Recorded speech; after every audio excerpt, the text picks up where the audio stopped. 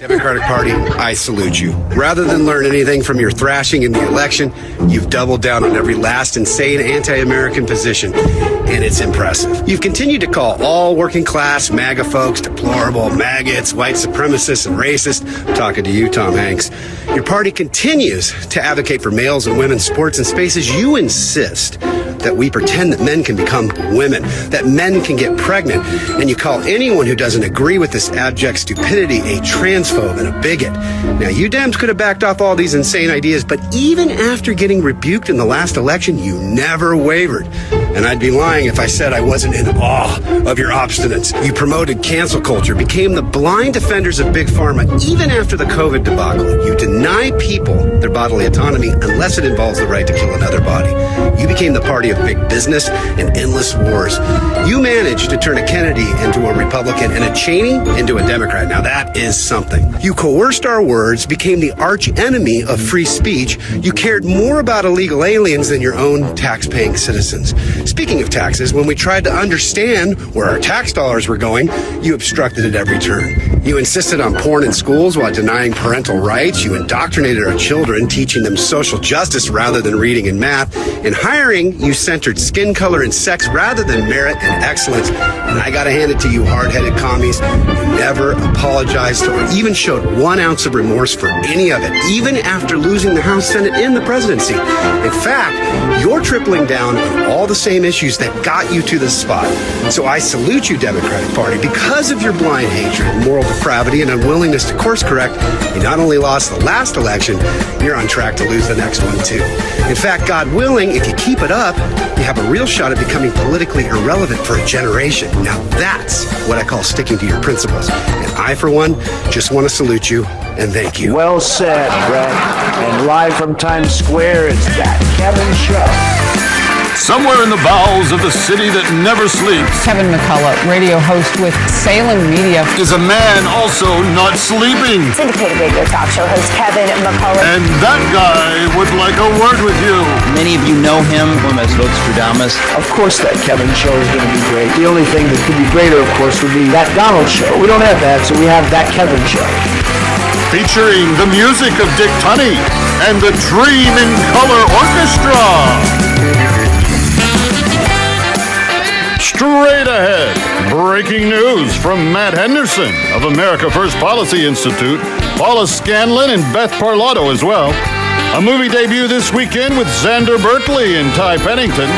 Sketch comedy from Not a Parody, Nick Peterson and Brett Craig. And red-hot new music from Phil Wickham in the Spotlight.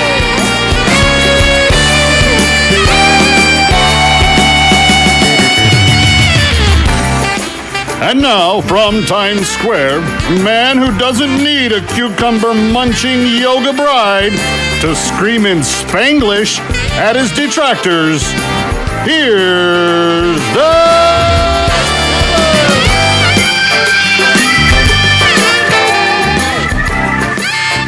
Cucumber-munching yoga bride?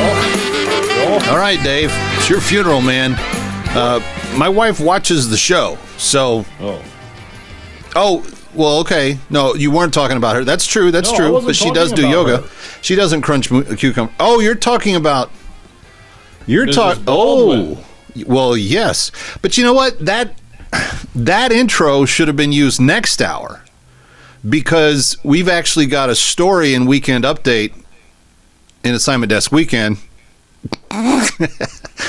We've got a story in Assignment Desk Weekend that actually touches on that very story. Welcome to the weekend yourself, sir, ma'am, friends, children, countrymen. It is a weird end to a very strange week, and I am glad that I am here to kind of help us all make sense of it with you this weekend. And I do think that when you have the Epstein binders being given out, I didn't get one, but from what I understand, there's nothing new in it.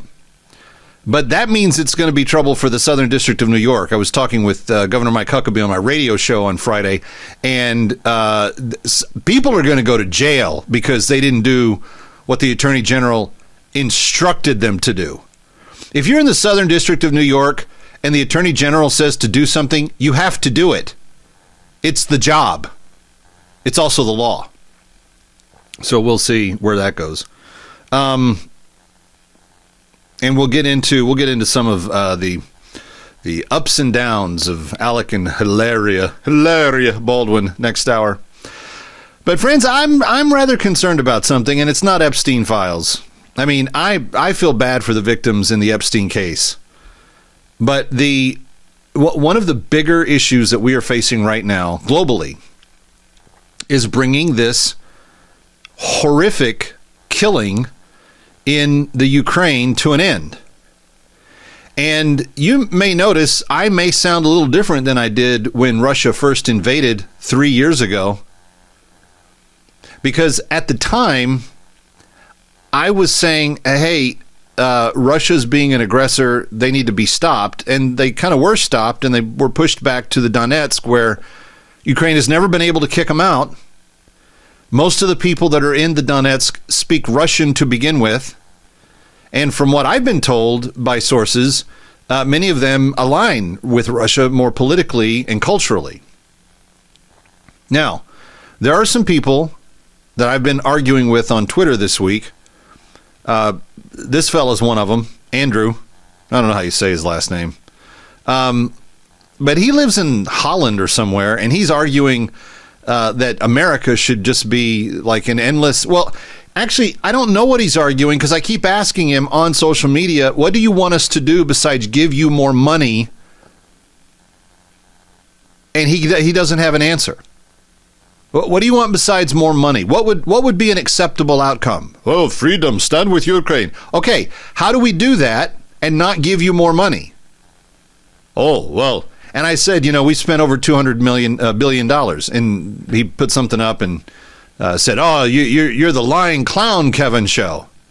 And then I went back and I looked at, there's a lot of different numbers that are out there that are floating around, but the consensus is that we've allocated 178 to 182 billion in allocated monies. So I was a little bit off, but these people are out trying to press a press release that was released that said all of the American aid that we've supplied so far is only worth 18 billion.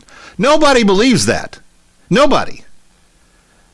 So I think I got a lot closer at 200 billion than he did at 18 billion, when the real total is 182 billion. And that is so much more than any other country on the planet has done. There's no one even that's given even half that much in terms of individual states. Germany hasn't given half of that much, and they're in second place. So I don't know exactly what the backers of Ukraine, the woman from Estonia, Kaja Kallas, she's the European leader number one. She's out there. She was at Washington think tanks this week saying, oh, well, we in Europe must, step up because America is no longer the leader. What do you mean we're not the leader? Who's put more money into the cause? Who's put more muscle into the cause? Who's gone and done everything possible that we can? And your little Zelensky, who comes over and campaigns for the other guy for president, still has the gall to go to the White House, be disrespectful, and demand more money. Let me say this very clearly. We don't wish the sadness of any of this on any innocent Ukrainian. And this President Trump, is the only world leader. He's the only one that is actually trying to bring this conflict to a close. Zelensky has figured out that it's a money train for him. So if he just keeps getting more and more and more, it's like a drug. He gets addicted to it. Putin is winning the war, but it's only being won an inch at a time. Like, the way Putin wins this war is he has to outlast everybody and wait and wait and wait and eventually just wear people down because he has more people to wear them out with. But friends, here's the real truth of the matter when it comes to Ukraine and Russia. It's a very complicated relationship.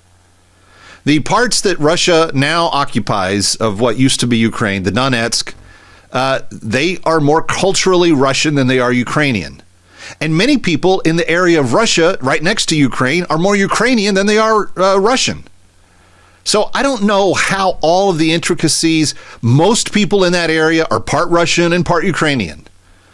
You've got bloodlines intermingled. You've got cultures intermingled. You've had, a lot of different things going down there. Russia has been repelled, and they are only back in where they are occupying. And there's been nearly 1 million Russians injured or killed. There's been several 100,000, 700,000 or 800,000 Ukrainians injured or killed. And it's time for the killing to stop. If you're not interested in that, if you're not interested in getting the killing to stop, you don't have an honest dog in this fight. And it seems like President Trump is the only one who's making that point. We've got a big show. Phil Wickham is here. Stay with us.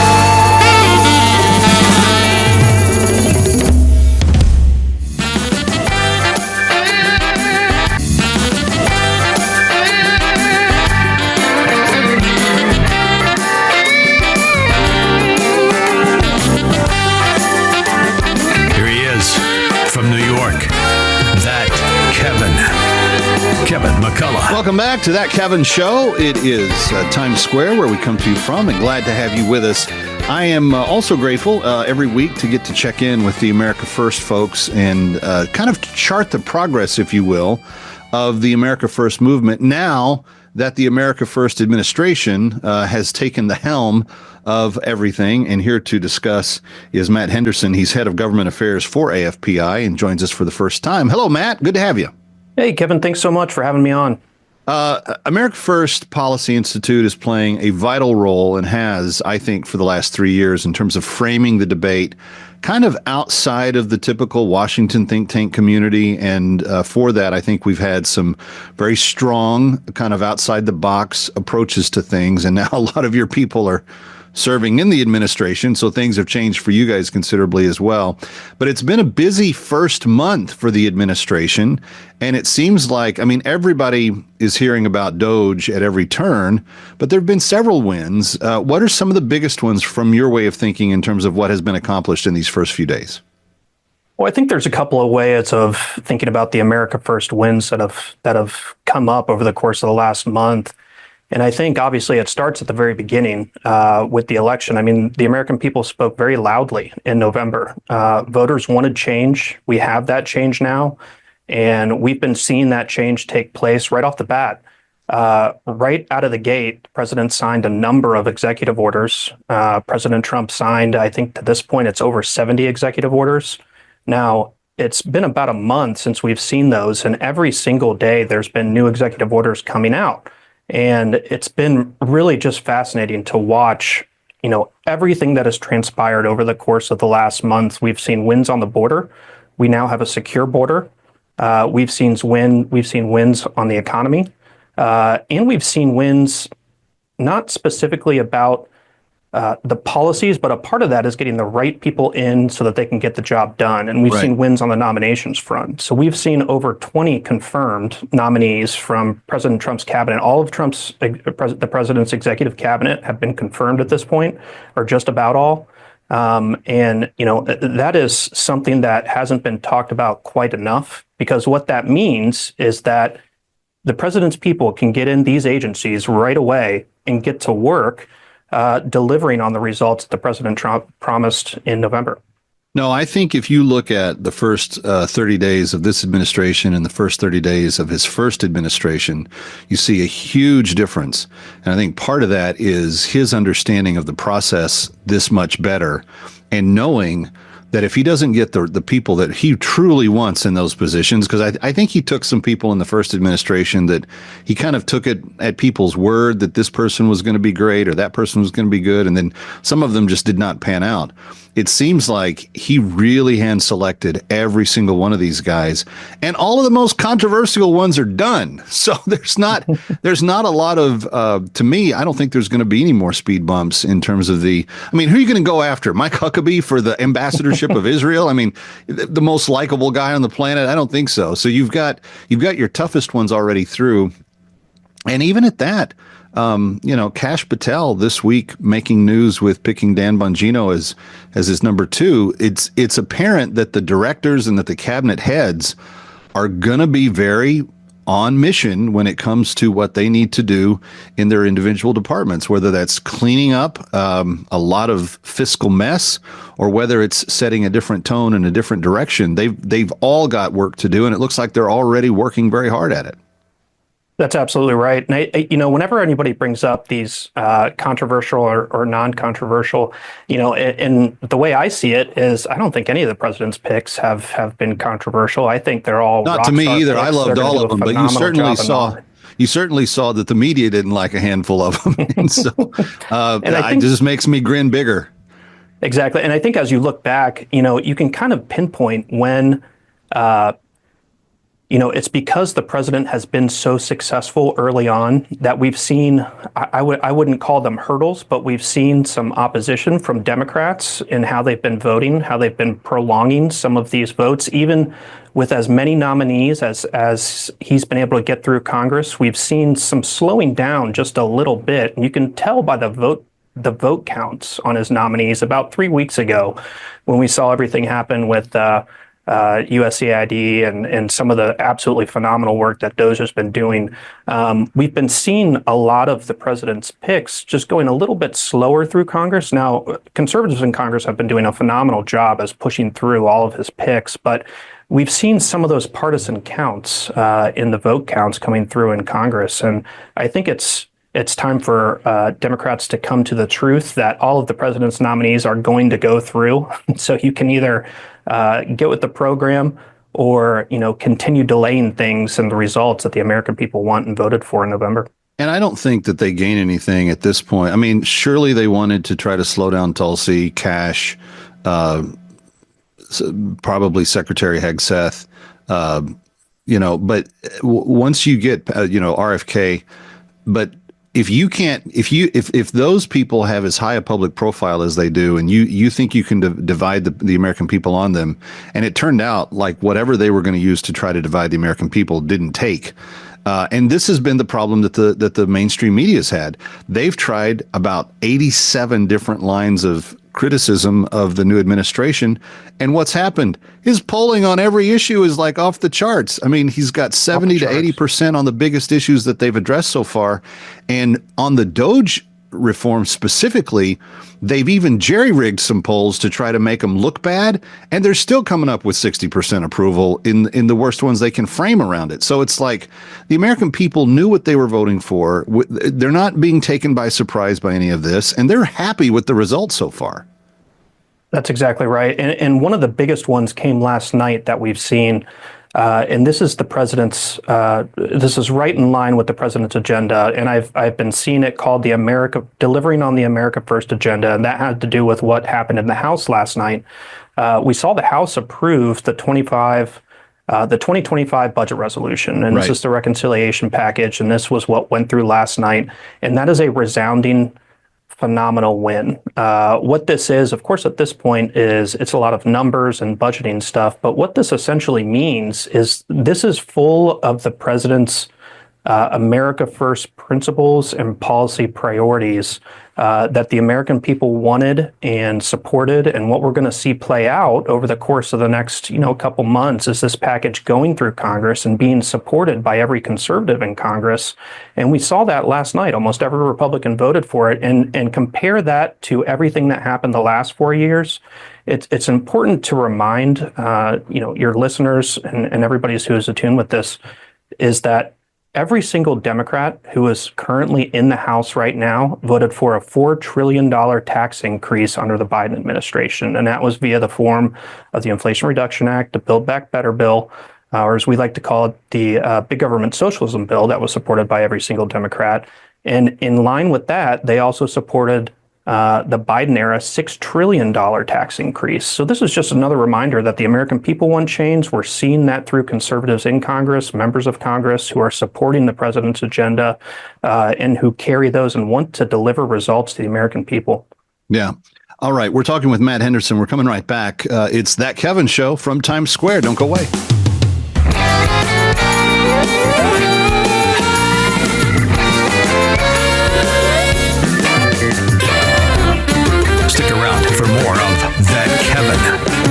next. That Kevin Show with Kevin McCullough.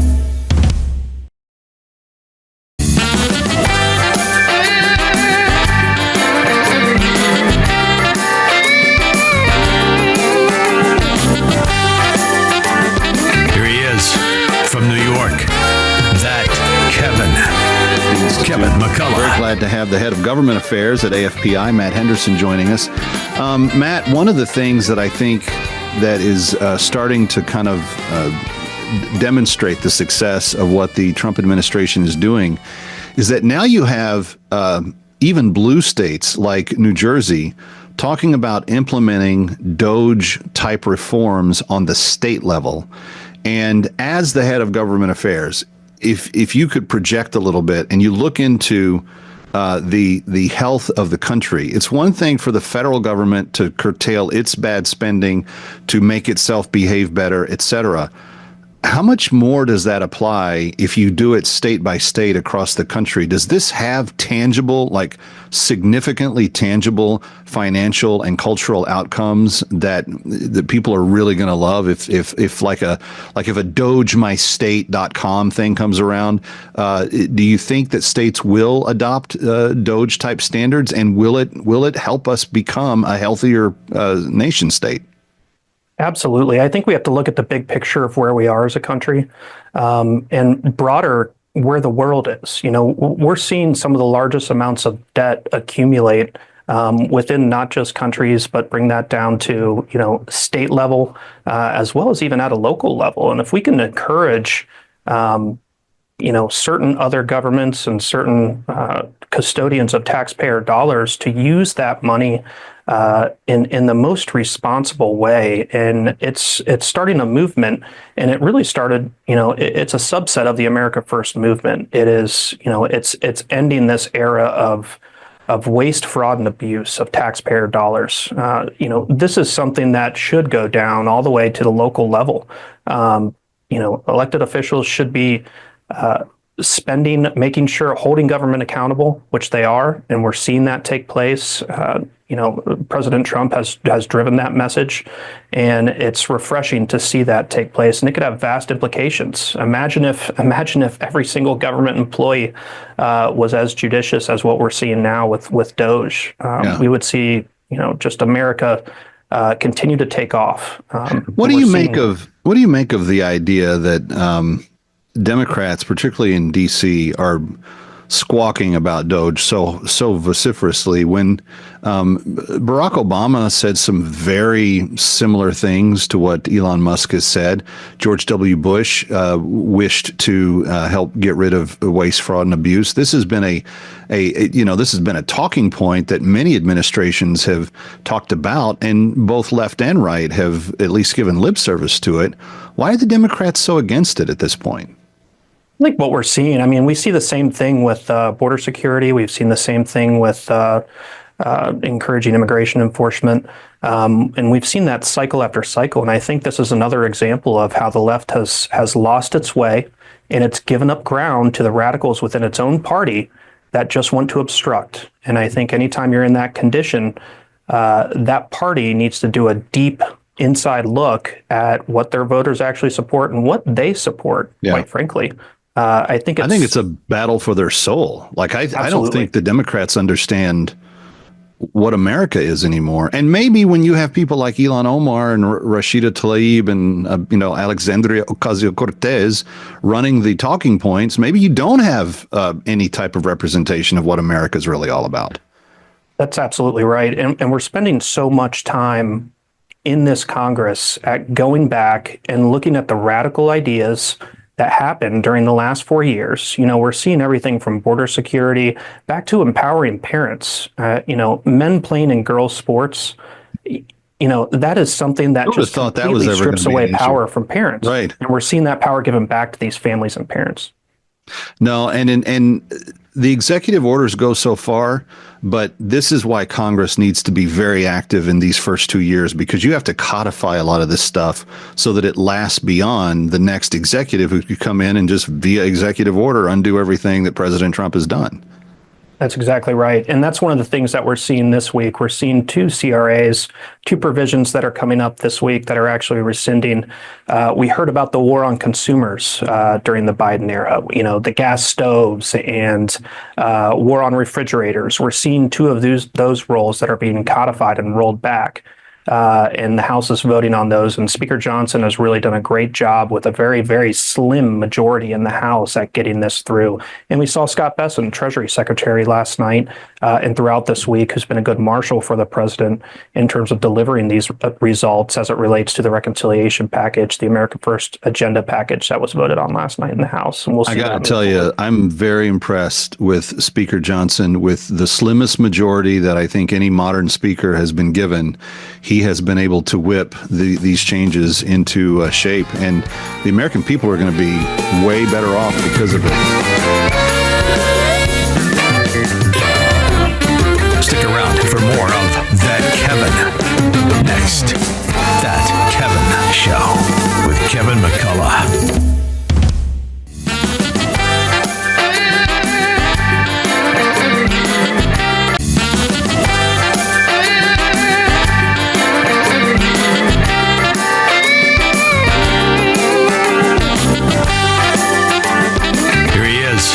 From New York, That Kevin McCullough. Welcome back to Times Square. Kevin McCullough, very glad to have you with us.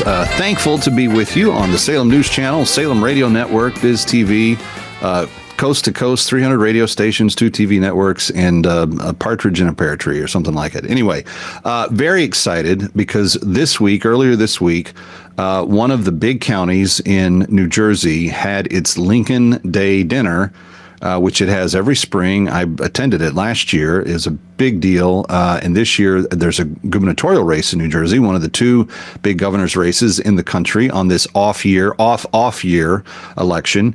And someone who was in attendance was none other than Paula Scanlan. And she joins us now. Hello, lady. Hi. Thank you so much for having me today. Good to have you back. Now, Mr. Pressler, Scott Pressler, who flipped Pennsylvania, or so he takes credit for it, and I think he deserves a lot of credit for it, was the guest speaker, and he brought a lot of you younger types that aren't normally at these, rubber chicken dinners to come and be with him in this. Can you take us inside the room? What was the atmosphere like? It was definitely, yes, on the older side. I will admit that. There's no issue with that, but it was a great energy, actually. It was super high energy, which is surprising. I mean, normally you don't really see that. There were people cheering. There were people waiting to take photos with Scott. I don't even think he got to eat his dinner because so many people wanted to talk to him, and he was happy to do that because that's what he loves doing. He loves being there for the people. There were over 400 people there. And it was just a great night. I mean, it was on a Monday night, 400 people taking time out of their in February on a year after a presidential election. Exactly. And so honestly, I was very surprised with how packed it was, but maybe I wasn't so surprised because we've done a lot of work in Bergen County at this point, and the people are so eager to work out there. They want to win. They want to make Bergen County also red. I mean, it's an important county to win if you want to win the governor's race. And I think that the energy to do that is there. And that was my biggest takeaway, is that the people are ready and they're mobilized and they want a Republican governor in New Jersey. I want people to understand that in this particular race, and you may be saying if you're watching in, Timbuktu or Idaho, Kev, why do we care? Well, it's important because New Jersey was one of those states that had huge Trump support during the rally season, and he narrowed the gap considerably in the general election for president. And in the last gubernatorial race, which was in 2021, the Republican came within just a smidge of beating then incumbent Phil Murphy. And if you get the governor's house, you can do a lot of other things. And Paula, one of the things that one of the candidates is putting forward is starting a New Jersey Doge to take effect in the state of New Jersey, the way Doge is taking effect in Washington, D.C. And in fact, I think this would be a fantastic idea for states up and down the map to start adopting, but empower a committee to look at books, to see where corruption and graft and other things are happening, and clean out state governments just like we're trying to clean out the federal government. Definitely. I mean, it's so funny you bring that up. I obviously spend time working in politics, so I get to look at polling and data and all the information that, normal people probably aren't spending their time looking at. And interestingly, a lot of states, not just New Jersey, there are people who are very interested in Doge, saying that that's one of their number one issues. And I think what it really boils down to is people are tired of bureaucracy. I mean, I remember going to the DMV when I was 16 years old, trying to get my driver's license and telling my mother, what is this? Why is this so bad? And she goes, because of the bureaucracy. And I go, what does that even mean? But It's ingrained in so many parts of our society. And I think really what we've seen, and especially the Democrats' reaction to Doge and what's been going on, is that bureaucracy is all that they have left. I mean, that is what they were holding on to really, stop Trump and stop other people who have been in power from doing things by, taking money for useless causes, from just adding extra hoops to do things that should be done easily. And I saw it in college. Bureaucracy was a huge problem as well. And I think that the American people, having seen Doge be put in at the federal level, are now saying, wait a minute, this is actually something that's possible. This is something we can vote on. This is something, if we get Republicans elected at the state level, this is something that we can have happen in our state. So I give great credit to Trump for running on that, and give credit to Elon Musk for really championing this and making it happen and actually doing what he says he wants to do with Doge. Yeah. And I would love to see that on a state level. So that's another reason we need a Republican governor, because we will tell them, absolutely, we need this. And especially in the state of New Jersey, when taxes have just increased and spending is just going up and up. I mean, Phil Murphy has I think it was more than doubled the spend in his 8 years, and from the beginning to the end of his. Well, and he famously is the only governor in the union that tried to tax people in their state for how much rainfall fell on their land in the rainy season. He literally wanted to tax the amount of rainfall that you received on your land. I've never heard of such a tax even being proposed, much less taken seriously.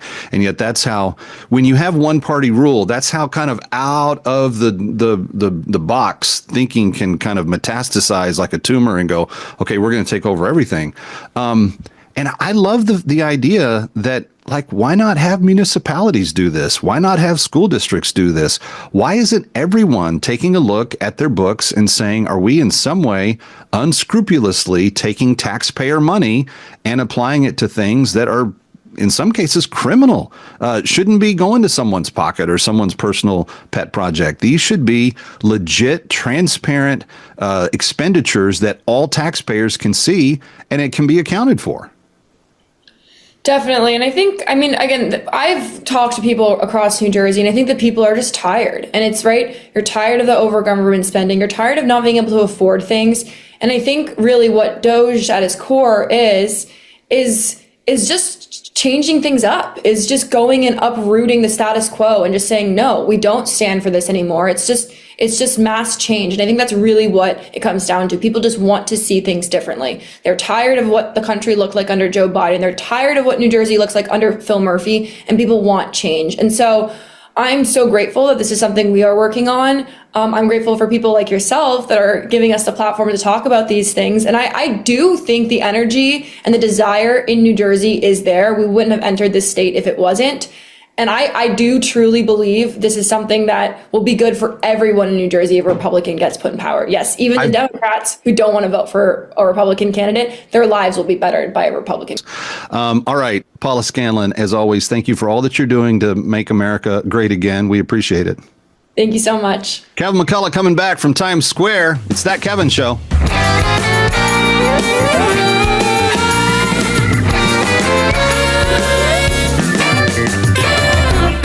Stick around for more of That Kevin.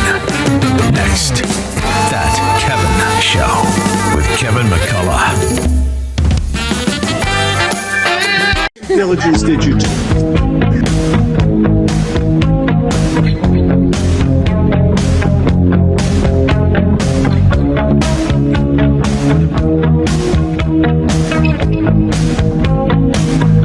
Every breath you take, and every move you make, every bond you break, every step you take, I'll be watching you. Every single day, and every word you say, every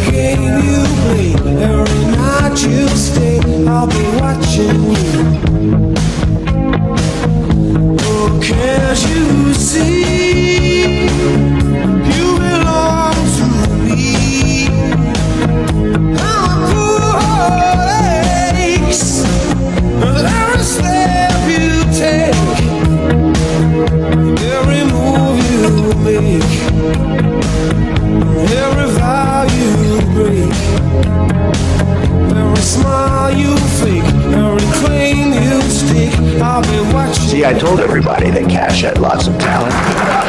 Live from Times Square, it's That Kevin Show.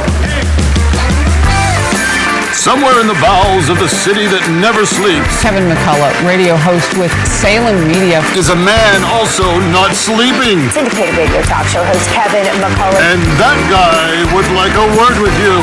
Many of you know him as Votes Of course, That Kevin Show is going to be great. The only thing that could be greater, of course, would be That Donald Show. We don't have that, so we have That Kevin Show. Featuring the music of Dick Tunney and the Dream in Color Orchestra.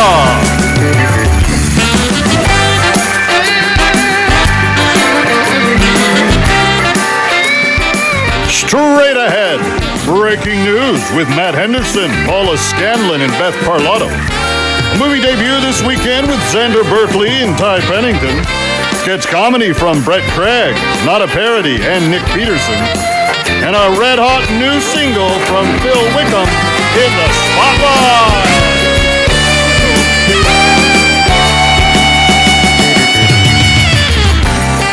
And now, from Times Square, the only journalist in America to receive his Epstein binder by the same Secret Service entrance where Hunter's dime bag had been left, here's the Kevin!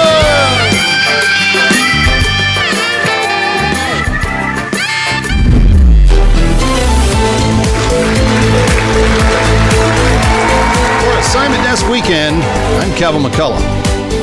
In somewhat stunning fashion, members of Congress are protesting the decision Musk 1 week ago made in asking every federal employee to list 5 tasks they accomplished the previous work week on the job. A handful of representatives applauded Musk's inquiry, but far more objected. And Assignment Desk Weekend would like to know why. If a somewhat able-bodied person can stand upright long enough to get to work, surely accomplishing 1 task per day is doable. As his bevy of executive orders continue to be signed, President Trump has declared English as the official language of the United States. His original choice had been the language of America. Speaking of failure to communicate, some emotional former employees of USAID seemed confused as to why they had been terminated. Assignment Desk Weekend knows this is a hard-to-understand concept, but all that DOJ asked for was 1 task to be completed every day.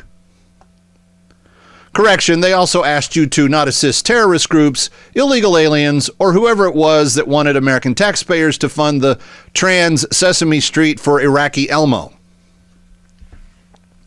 In travel news, incidents of gate lice are increasing at America's airports. Assignment Desk Weekend would like to assure you that it has nothing to do with the 10 million people who are here from lice-laden nations and are now being transported home via the airwaves. In the Philippines, multiple tourists have died after shark attacks at a popular diving spot. Now wait, how does that work?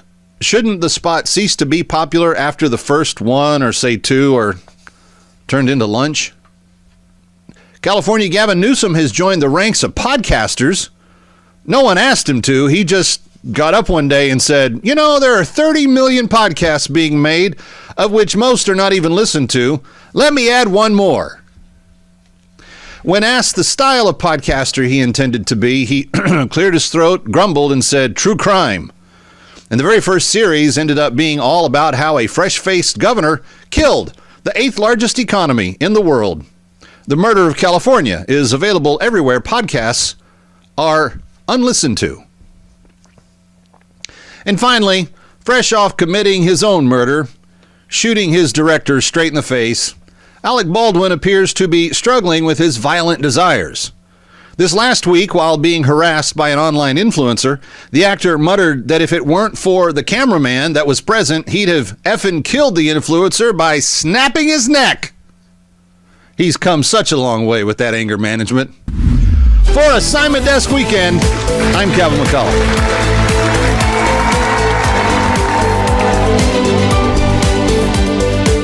quite honest, I don't really know sign language. Nation that can be defined in a single word. I was going to put him. But I've found it's not really necessary for this administration. My name's Nick Peterson, and I'm Joe Biden's sign language interpreter. It's a right for people that bad at health care. I don't try and spell out what he's saying. Bidenese is tough to formulate, and I'm not trying to confuse our hearing impaired friends. True international average of pressure. But when he is coherent, as bizarre as the words may be, I can still usually get by. You're a lying dog-faced pony soldier. With Biden, I usually give it a couple second delay so that I can listen, process, and then decide what to do. And I've loved kids jumping on my lap. Or whether I should even really repeat it. If you have a problem figuring out whether you're for me or Trump, and you ain't black. In a way, a lot of times I'm protecting our deaf community. And Neil Smith, an old buddy, are you here, Neil? I do some work for other politicians, mostly Democrats.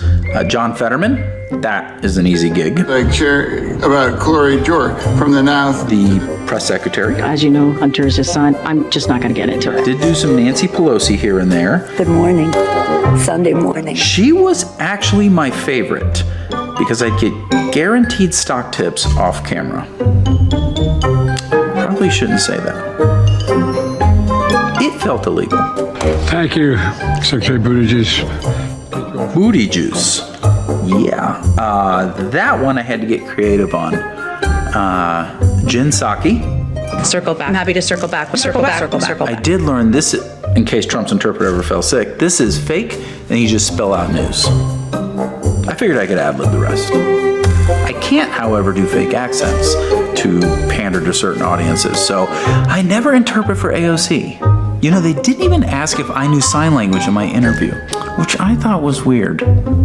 But I did say I identify as a melanin-impaired, non-birthing person. They hired me on the spot. And the kids used to come up and reach in the pool and rub my leg down. I was concerned that I would be underqualified for this job, but between no term limits, strokes, dementia, I'm not even sure why I have to be there sometimes. Did you hear the question, Senator? Hello? Jade? Why's my stuff out here? Come on, please, let me in! You have to! I have nowhere else to go! For many out on the streets with no address. Hey, beautiful. When the hope dies.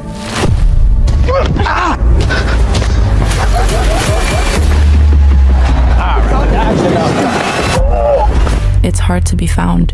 Are you okay? Nah, I really should get going. Are you sure you got somewhere to go? You could try to kick me when I'm down. It ain't gonna break me. I'm working on this huge deal, and if I pull it off, our problems will be gone. We need to deal with these now. No, please. You can say what you wanna, cause I'm still here. Have you seen him? Was that Jimmy she was looking for? I've got a new family now, okay? You're worthless! Get out of my house! People who actually care about me. I'm not giving up on you. I'm not giving up on him! You get these people off our streets now! It's not that simple. Something. They're human beings. Where are they meant to go? I don't know how much longer I can do this. This is my home. Your gambling and incompetence is what got us here. We've all fallen short. Get back. And lost our way. Look, I believe in second chances. Follow me. You don't fight this alone. You don't fight this alone. You don't fight this alone, no. You never know in life why things work out the way they do. Never give up.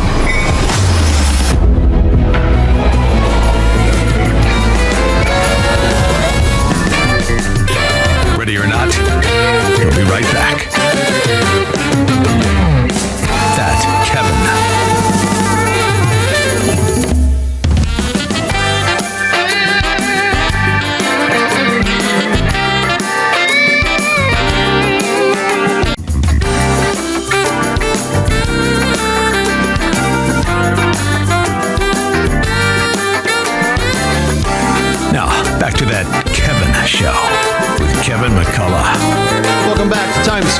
That Kevin Show. Kevin McCullough, glad to have you with us. As we are talking regularly about the new administration and what things look like, one of the many areas, and there's been lots of kind of fronts in the war, if you will, but one of the many areas where progress is attempting to be made is in the area of education.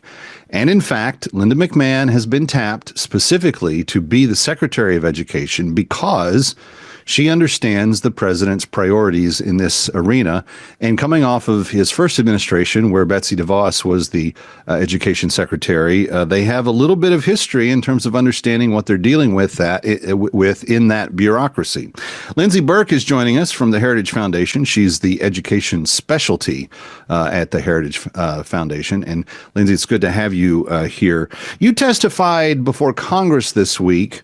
And I'm curious, there's a lot of speculation that what Trump wants to do is just shut it down. What did you have to say to the to the Congress? Well, you mentioned money a second ago. For my money, this is the number one area that Congress and the administration should be looking at. The Department of Education has been an utter failure since its inception in 1980. And by the way, it was a marriage of political expediency between the Carter administration and the teachers' unions to even make education a cabinet-level agency. And you can see how that's played out over the years. Ronald Reagan comes in a year later, tries to abolish it. Unfortunately, there wasn't the will in the Senate to get it done. And so it's just been sort of chugging along year after year, spending more and more money with few, if any, outcomes for American children. And we see that in the data day after day. I'm curious about this idea of the separation of powers as it pertains to cabinet departments, because it really does seem to me that these departments are an extension of the executive branch. And if the executive wants it shut down, what's preventing him from doing that? I've seen arguments on Facebook, well, they don't have Congress's approval. Well, did they really have Congress's approval when it was created? I mean, how does Congress figure into what a president wants to execute in terms of his cabinet? Yeah, well, unfortunately, with the department, Congress did sign a Department of Education Organization Act, or did adopt it in 1979. And then, as I mentioned, Carter signed it into law a year later. So for much of this, it will require Congress to wind down some of the more entrenched components of the federal agency. But there's a lot that the administration could do, or even that Congress could do through reconciliation, where the bar is a little easier to jump over in terms of winding down programs and spending. Well, it helps to have both houses, that's for sure. That's right. Congress could tackle a lot of the mandatory spending and reconciliation that undergirds the federal student loan program that has been such a problem over the years. It's been incredibly inflationary on the price of college. It hasn't eased the cost of college for students. They've continued to raise tuition and fees year after year. Congress could tackle that in reconciliation. We could see potentially through executive order the administration directing Congress to wind down the Department of Education, and hopefully, and it sounds like there are, members who are ready to take that charge and to actually start to correct Carter's mistake. Well, it'll be interesting to see exactly what these two houses in particular, because there's not a large majority for the Republicans on either side, but there has been a willingness to get things done, even if it's by a vote or two. What's your handicap of this, Lindsey? Does President Trump make some progress in at least defanging, if not completely, detitling the Department of Education? Look, we have a better opportunity now than we have ever had to make this a reality.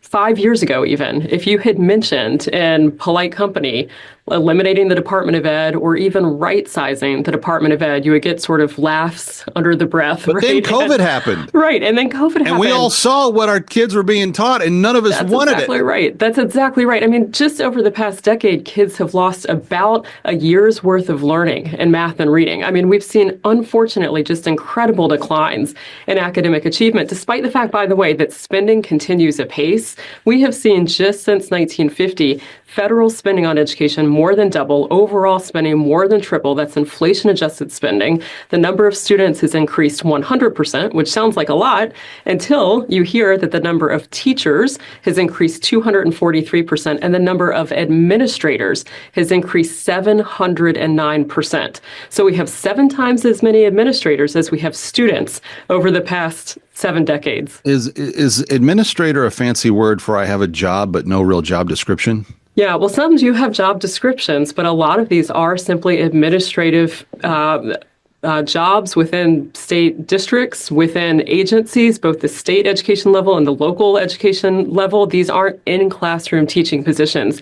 And so if you go back to 1950, there were about 2.36 teachers for every non-teacher administrative counterpart in a school district. Today, it's 1-to-1. So in other words, fewer than half of all employees in school districts are teachers. It's about 47% today. And so that's a lot of what this ever-increasing federal spending in particular has gone to support. We know that there's no correlation between spending and academic achievement. We also know that there is great correlation between who controls dollars and outcomes. And so if we put those dollars closer to parents, put them closer to the people Absolutely. who these programs actually affect, we'll finally start to see some improvement. So a couple of weeks ago, DOGE has been kind of bulldozing its way through different cabinet departments. It mentioned that it had yet to dig into Department of Education. My bet, having covered educational issues for the last 20 years religiously, they're going to find a whole bunch of graft, corruption, and abuse within the DOE. What do you think, even before Congress takes up the dismantling or the defanging, what do you think the impact of DOGE may be in terms of making public what some of the spending has been spent on? Yeah, it's going to be incredible, I think, to see what they actually uncover. Already, just in the past few weeks, they've uncovered research contracts, grants, areas of waste where they could actually start to trim some of the fat at the federal agency. And look, there are 4,300 or so, give or take, employees at the Federal Department of Education. That's the tip of the iceberg. What are all of them doing? That's right. There is I would say, parasitic relationship with state departments of education, really not the state department's faults to speak of, but where they have to monitor federal register notices, comply with federal directives. They have to apply to get their own money back that they're forced to send to Washington. And so you have this sort of state level growth in state education agencies as a response to this large behemoth federal Department of Ed. The Federal Department of Education, and former Education Secretary Betsy DeVos has been making this point very nicely lately, does not educate a single child. It does not run a single school. It does not pay a single teacher's salary. All it does is employ federal officials at the agency to redistribute the money that local taxpayers are forced to send to Washington and filter through the Department of Ed. And by the way, only 65 cents on every dollar makes it back to the classroom. So money's just getting taken off the top. And of course, that system does nothing to improve academic outcomes, which we know empirically has not been the case for the entirety of the agency's existence. Yeah, we have not been going up in that department for a while. All right, Lindsey Burke of the Heritage Foundation, watching the educational issues and the spending related to that. Thank you for being with us. We appreciate it. Thanks for having me. Kevin McCullough coming back from Times Square. Don't go away.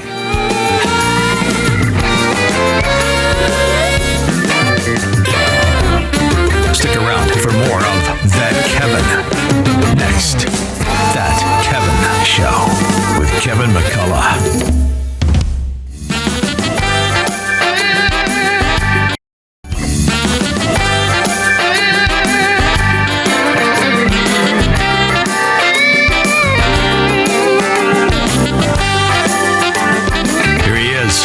From New York, That Kevin McCullough.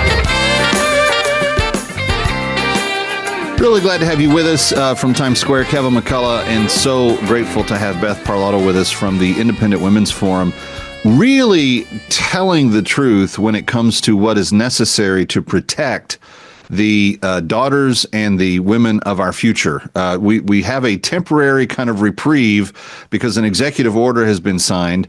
And, another sign, Beth, I was just thinking about this, all of the criticism. Trump hates women. Women hate Trump. This is terrible. I saw people weeping on Instagram just yesterday over the IVF executive order. This man has issued more executive orders affirming motherhood and womanhood and the female nature, more so than any president in the modern era. And I think that when history is written, he's going to have been seen as a true friend to women across the world. What say you? Right. Oh, I agree 100%. That's just, the left has to vilify President Trump. Nothing he does is going to be good enough for them, and they will find fault in every single thing that he does. But he absolutely is supportive of women. He has daughters, and he has granddaughters, and his wife, his beautiful wife. I mean, he understands and he gets it. And again, we already talked about it on day one. He signed his executive order, so he gets it that a takeover by language by the left has infiltrated. And you had mentioned it earlier. Yeah. One of the sexes was hurt by that, and that's the erasure. Women have basically been erased. So as soon as you start conflating gender and sex, it's women that took the brunt. We got hurt from that because it allowed men to identify when they couldn't make it in their competition or whatever they were doing. They were just able to identify into a female space. And we had to allow it to happen and no more. It's not going to happen anymore. We're done. Well, and beyond that, you mentioned that the feminists of the 60s and 70s were the ones that started this push towards kind of gender neutralization. And when people think of the feminist movement, there's really two movements that were not really connected in their ideology at all. There was the 1920s, which I'm a 1920s feminist. I believe in the right to vote, the right to own businesses, the right to have all of the same civil rights and litigative and employment rights that a man has. You should be paid for equal work, for equal amount of experience, et cetera, et cetera. I don't have any problem with that. But the problem with the 60s and the 70s was speaking of language, they started implying that men and women were completely interchangeably substitutional for each other. Correct. And by doing so, they erased distinctives. Correct. That I believe in God. I believe God gave the two sexes as independent, fully functioning organisms so that they not only complemented one another in the creation of family and formation of society, but they also were intended to do certain things. I cannot feed a baby from my body. My bride could and did for our three little ones. God made us different. It's not that one of them's more important or less important. They're distinctions. Fully equal in the eyes of the law, but fully important in terms of what they distinctly bring to the equation. Right. That's a perfect point. And we talk about that all the time at IW, that men and women, we are biologically distinct. We are not interchangeable. And by the left's take over this language and fighting that we are the same, what's happened is you have men who are stronger and they're quicker and they're faster, and we can't as women compete against men, and we weren't created that way to do that. And another important distinction, fighting off that or going off that, is in the laws. So as soon as you have judges and bureaucrats having to interpret a law or interpret a statute, right? A case comes before a court. And if you can't discriminate on the basis of sex, because sex is male and female and it's unchangeable and we are distinctly different, and you can't discriminate on the basis of sex. But as soon as you say that sex is the same as gender, now all of a sudden the courts are interpreting you can't discriminate on the basis of gender. And that is also allowed what's happened where the men have invaded all of our spaces. Well, and it's left women without safety. It's left women without security. Everything that the 1920s suffragettes fought for, and the securing of women's rights and full equality and everything else, even in the Title IX debate that would happen when Title IX was formed, it was all about giving women the same opportunities on an equitable level that men had. Colleges didn't have women's sports programs. They needed to do programs that were suitable for women's sports. And to just have basically an all-sex intramural kind of junior varsity level of something that they call a sport doesn't work when you're talking about really high elite activity, trying to accomplish goals and achieve records and everything else. I mean, it shouldn't be a partisan issue. It shouldn't be. I don't understand why it is. Like, I don't understand. Did the Democrats not want to protect their daughters and their granddaughters?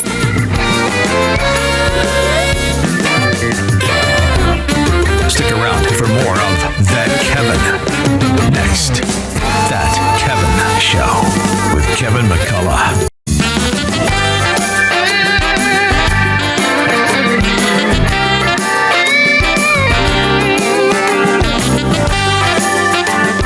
Here he is from New York. That Kevin McCullough. It's That Kevin Show from Times Square in New York. Kevin McCullough, glad to have you with us. There's a new movie about to come out that is all about a topic that is not one that you normally find as the focus of big blockbusters. So why would people like Billy Baldwin, Xander, Berkley, and Ty Pennington find themselves attached to such a project? Let's find out, because Xander and Ty join us now. Hello, gentlemen. Hello, sir. Hey, man. It's good to have you. No Address is the name of the movie, and it is just around the corner in terms of its release. Was shot in 23. What drove the two of you to be a part of a movie that takes on the topic of homelessness? I think for me, just the fact that somebody finally had not only the courage, but also the wallet to take it on themselves, because it is one of those. It's something that no one has wanted to look at. In fact, we all sort of look away when you see homelessness. But the beauty of this movie is that you are forced to look at it and see that it could happen to any of us. The style of the movie takes on different vignettes. Are these based on true stories? Yeah, it's the writer Julia Verdon did a tremendous amount of research before shooting the film. She directed it as well, and they went ahead and did a documentary film that was sort of concurrent with the feature, and we got to reap the benefit of that in terms of just the amount of information that was made available to us. And they were shooting in Sacramento, where there is the longest contiguous homeless encampment in the world, like 7 miles long along the Sacramento River. And that's crazy. We all went there from day one, and we started to make contact with people that were on the streets in the encampment, as well as people working in the different organizations like the Gathering Inn up in Sacramento that provide the wraparound care, healthcare, mental health care, drug and alcohol rehabilitation, job training and placement, and then housing when and where needed. So it was just a mind-boggling and eye-opening experience, greatly humbling, but tremendously rewarding to have been a part of. Yeah. Xander, you've done a lot of apocalyptic style of work in the past, but Ty, you've really focused on some of your efforts have been focused on helping people improve their living situations. Did either one of you take away something from this experience that was new to you or that changed you in some way? Yeah, I think we both did. I mean, look, for me, I come from that moment of elation when people see a new home and what that feels like, and so to see also the opposite of that, which is someone who's lost all of that and lost that feeling of self-worth, and the fact that, a father figure or a mother figure who've lost the respect or the feeling that their children look up to them for answers, and they've literally lost the ability to have self-worth. And then the chance to be able to give somebody back that, it takes so much to be able to help someone find that second chance. And I think this movie is about that. It's about telling the stories of these guys, giving somebody a second chance, like a job that maybe their last effort hope, and then seeing how that can turn their life around. And then also finding that community amongst ourselves to make a difference, to stick together and fight this, because it's literally a situation where it could happen to all of us, and it might just happen to somebody soon, which is crazy. Xander, the focus of the movie, especially for opening weekend, is to get a lot of people there, and about 50% of the proceeds are going to be returned back to the groups that are currently doing work. What is it about these particular groups or this particular project that you said, I just have to be part of this? Was there something new that touched you? Was there something that your mind was expanded or opened in a different way? Well, I'd been dreaming of working on a film about homelessness since the 80s. I'd written a script with a friend. That's a dream? You literally dreamed that? Yeah, well, I had, obviously it's a nightmare for the people that are going through it for the most part, but I had the wish to try and connect with those who were having that nightmarish experience. And through all the various circumstances that bring them there, there's all different stories for each individual. There's recurring themes. And in this particular story, I was telling you my character was a vet who had PTSD and had addiction and had to struggle to get out, but remained a kind of warrior patriarch in this little family, this dysfunctional family that forms within this big encampment to protect one another and to help one another stay clean and get out, availing themselves ultimately of the social services that are out there and available to people. But yeah, so it was a wish of mine to try and connect with the crisis that I've seen throughout my adult life, living in urban centers like New York and Los Angeles, and wishing and feeling as though one can't do anything as an individual rather than sort of just helping somebody feed somebody a meal every now and again and listen to them, have them feel they're being heard and seen. And yet, so often we do want to avert our gaze because we don't know if we give them money that they'll take it for drugs and alcohol or whatever, increasing the problem. So to see these different organizations that we were lucky enough to meet, the people that have devoted their lives to helping people in homelessness out, and the kind of treatment that works. They did the documentary, and they've, this guy, Robert Craig, has devoted not only these years, but a tremendous amount of his own personal wealth that came from his own hard work to trying to draw attention to the subject. And so as an actor, to get to play both, I paint in real life, and my character is a homeless vet who paints. And so very rewarding for me to have both as an actor and as a painter, my talents being put to some good use, hopefully. I can sense that would be meaningful. Yeah. Real quickly, last question for each of you, because I want to give you a little bit of time. The thing that you want people to take away from this movie when they go to see it opening weekend. Ty, you've been rather quiet. We'll start with you. I think the thing that you can take away is that, look, just by seeing this movie, you can make a difference. Proceeds are going to go to help actual programs that get people off the street. But more importantly, I think what I really hope people take away is that they look at homelessness, and instead of like thinking it's just people that, caused this themselves, but you're looking at human beings that have real stories and real families. They didn't ask to end up in this situation, but it's a story about survival, but it's also about the only way to survive sometimes is with the help of your community.